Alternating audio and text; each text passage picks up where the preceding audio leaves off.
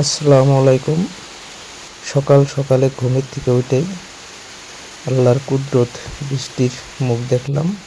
আর এই বৃষ্টিতে দেখেন আমার সুপারির চারাগুলো একদম চিকচিকে হয়ে গেছে, বৃষ্টিতে হেউজিয়া হয়ে রয়েছে একদম পুরা। আর আমার বাড়ির রাস্তাটা দেখেন বৃষ্টিতে কি মধুময় হয়ে রয়েছে। আর এই বৃষ্টিতে কিন্তু এই দেখেন আমার ঘরের চাল দিয়েও পানি পড়া শুরু হয়েছে। ওভার উপরে ওভার হইয়া তার মানে ভিতর দিয়ে পড়তেছে, ওইটা সাফা করা লাগবে, উপরে তখন বন্ধ হবো। বাড়ির ভিতরের পরিবেশটা দেখেন আপনারা, কি সুন্দর একটা পরিবেশ হয়ে রয়েছে বৃষ্টির জন্যে। সকালে পুরো সকালটা বৃষ্টির পর আমি এলাম এই যে সুপারির চারা যেখানে ফেলাইছি ওইখানে একটা ডাল ভেঙে পড়ে রয়েছে, ওইটা সবাই দেওয়া লাগে।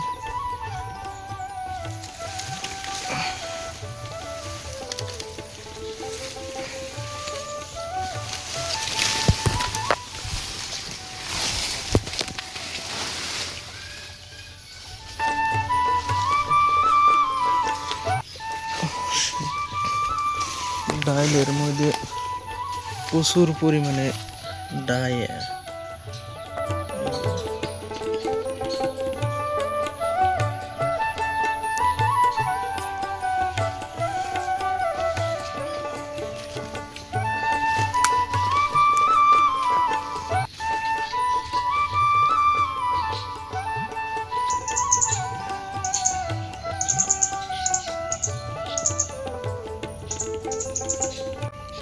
যারা যারা আমার আগের ভিডিও দেখছেন হয়তো তারা জ্ঞাত যে আমি এই জায়গায় কিছু সুপারি ফলাইছি চারা হওয়ার জন্যে।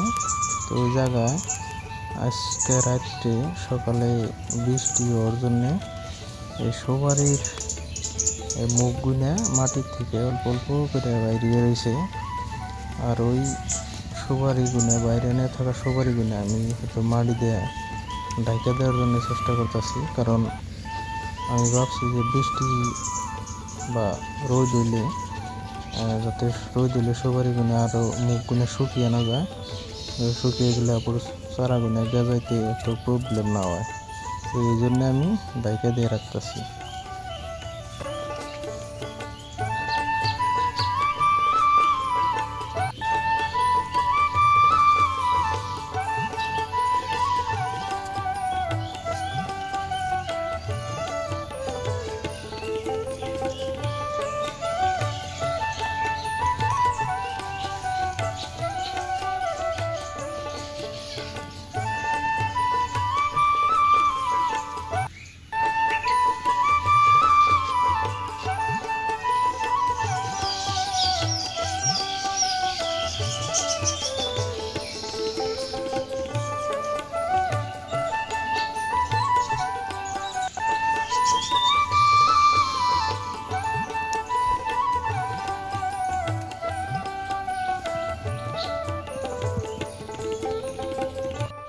ওই সুপারি চারা ফলানোর পাশাপাশি জায়গায় কিছু এই যে দেখেন আদা গাছ বোনা হয়েছে, তার সঙ্গে বৃষ্টিতে দেখেন একদম পুরা গ্রিন হয়ে রয়েছে, সুন্দর পরিবেশ হয়ে রয়েছে। তার পাশাপাশি কিছু মরিচ গাছও আছে, দেখেন মরিচ গাছে মরিচ লেগে রয়েছে, কি সুন্দরভাবে বেড়ে রয়েছে মরিচগুলা।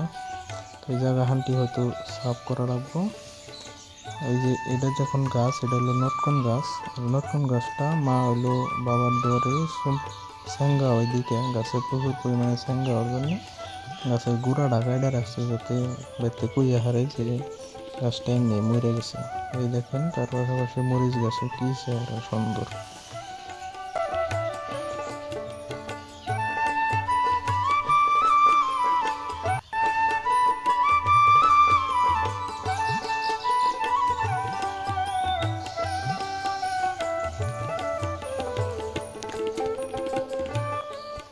আশা রাখলাম আমার চ্যানেলের যদি ভিডিওগুলো আপনাদের ভালো লাগে তো চ্যানেলটা সাবস্ক্রাইব করে রাখবেন, তার লগে বেল আইকনটা ক্লিক করে রাখবেন। ধন্যবাদ।